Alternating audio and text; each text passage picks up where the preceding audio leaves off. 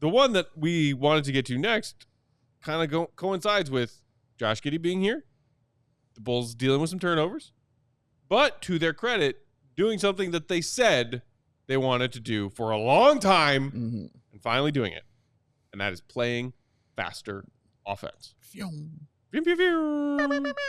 I did find it fascinating, though, that you broke it down by how fast did the Bulls play in the preseason? 5 games. How fast did they play in the first 5 games of the regular season?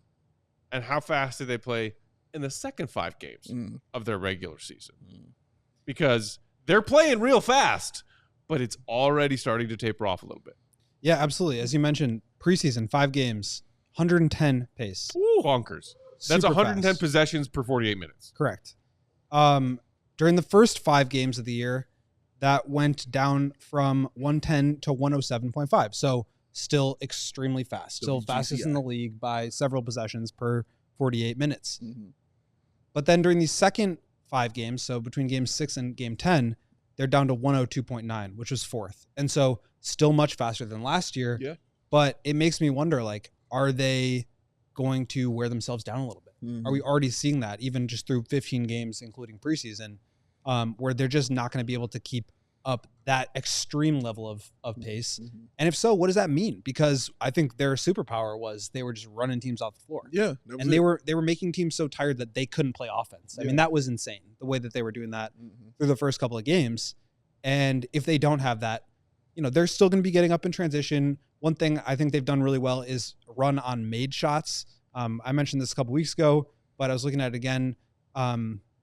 They are the 4th fastest team in the league running off of made shots. So that's great. But, if they're, as we talk about, like, their margin is not big, right? And so if their biggest strength is their ability to play fast and that shrinks, the margin gets even smaller. And so how does that look for the rest of these, 71 more games? Are they able to ramp that back up? Are there different lineups they can try? Is it just like a commitment to playing that way? I mean, I don't know. Or is it just physically not possible because that's just so ridiculously fast? Yeah, it's ridiculously fast. I don't know if it's physically possible enough for them to do this for 82 straight games. But like you said, to their credit, they've done it very well. You saw them working on it a lot on the clips that we would see from their practices. They worked on that a ton. And Billy Donovan definitely talked about it and stressed it because he knew it. I said even before all that, when the regular season, I was like, this is how they're going to have to play. They're going to have to run. They're going to have to be out there doing it. But there's a difference between running and then running with a purpose. So if you're just out there going back and forth and, not doing nothing, you get those bad Benny Hill possessions that Stacey King likes to talk about, where they're just running around. Like, what do you say? From lighthouse to lighthouse, like Forrest Gump. Man, I think I'll go home now. But, yeah, man, like, it's fine now. And I feel like it fits them now. And they have the guys on their team to do it, including the big men to do it, because Vooch is showing you that he has no problem getting up and down the floor. Jalen Smith is showing you that he definitely has no problem getting up and down the floor. You got guys like Dalen Terry, Ayo Dosunmu, Kobe White, Zach LaVine, like Josh Giddey. Like, you have all these guys who are going to run.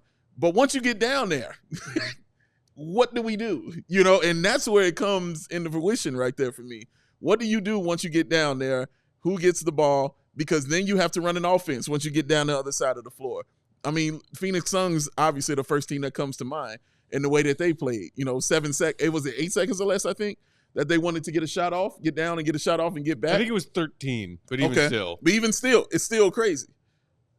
Yeah, I thought it was. Was it? I thought it was 7. That's wild. But and Steve Nash and that's what they did, up and down that floor all the time. But again, they had a purpose when they got up and down because they had a pure point guard. Oh, you were talking about the Nash D'Antoni Suns. Yes, that's what I'm talking about. I thought you were talking the Bulls, Levine and Giddey and them talking about their unofficial training camp that they held for themselves. No. They were talking about condensing their shot clock. No, not them.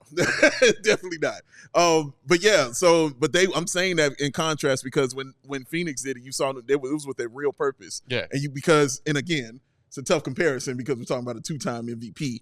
And along with a guy like Amari Stoudemire, who was just a physical specimen at that point in time, and a guy like Sean Marion and the rest of those guys. But still, that is the premise of what they're trying to do out there on the floor. Get up and down, score quick, get back on defense, you know what I'm saying, hassle some of the ball handlers when they're getting back. If they miss or if they hit, doesn't matter. We're back down on the other end of the floor and somebody's getting the shot up. The issue is you don't shoot great from the three-point line. You pretty much got one guy who's got an interior game, and that's Vooch. And outside of Zach, it's a little hard to find people on your team. Zach and Kobe, I should say. A little hard to find guys out there who are going to create their own shot for you once they get that ball and they're moving that fast. So they're doing the pace right, but everything else has to also come together. Also, I like the fact that this just says 105.2 pace. Like, it just sounds like a radio station in my head. 105.2 the pace. Mixed jams. Weenie in the butt. But I think just to kind of drive this point home, like, as you're kind of talking about, they don't really have somebody that can create half-court offense. Yeah. And so when you compare it to last year, that, like, this is really reductive. DeMar. But it was like, that was quality, right? And now what they're trying to do is quantity. Yes. They're trying to get as many possessions in. Correct. So it's like, last year they tried to win the possession battle by not turning it over, by being super efficient with their shots, by getting offensive rebounds.